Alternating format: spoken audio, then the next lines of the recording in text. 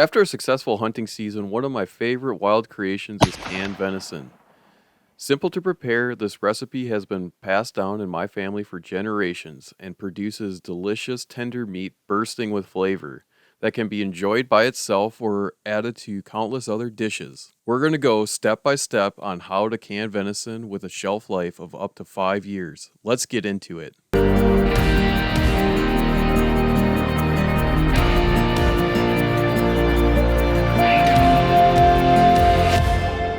Living on wild and free.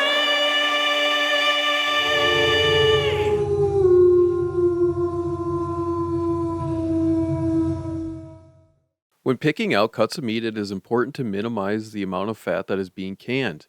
The lipids will creep up the side of the jar during the canning process, and this could affect the seal. There is no need to worry about connective tissue like tendons. Once the canning is complete, the meat, including the connective tissue, will be so tender it will want to fall apart. Cut the meat into roughly 1-inch size cubes, something like this. Consistency is key here. Now that the meat is cut up into smaller cubes, it is time to pack it into each jar. I like to use a small kitchen scale to help me keep the weights consistent between jars. I'm using pint or 500 milliliter jars this time, which can hold up to about a pound of meat. Once you have the quantity of meat you want in each jar, it is important to get any air that may be trapped in between the meat. Simply mush the meat down into the jar until the meat is at a consistent level across the jar. Something like this. Now it's time to add the only other ingredient, salt. Regular old table salt will do just fine here. The salt is used only to enhance the flavor of the meat, not to add in the preservation, so no need to get fancy with your sodium unless if that's just how you roll.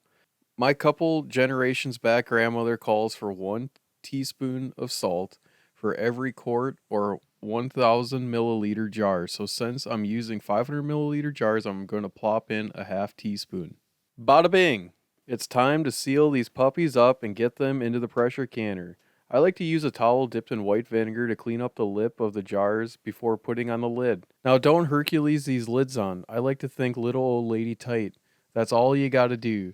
I used to think tighter the better until I cleaned up shards of glass in the pressure cooker because some of the jars exploded.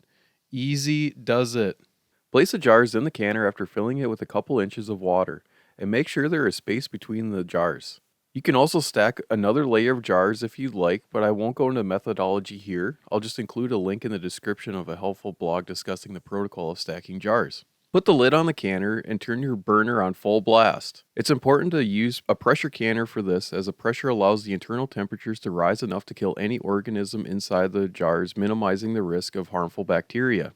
Once the canner has reached the correct pressure, start your timer for 90 minutes. The desired pressure varies depending on the elevation you are at. I live in the prairie, so if I stand on a hill, I can see the curvature of the earth, meaning 11 pounds of pressure is plenty. Keep an eye on the canner and adjust the heat as needed. A couple pounds over desired pressure isn't a big deal, but if the pressure dips below the minimum, you'll need to start the time all over again.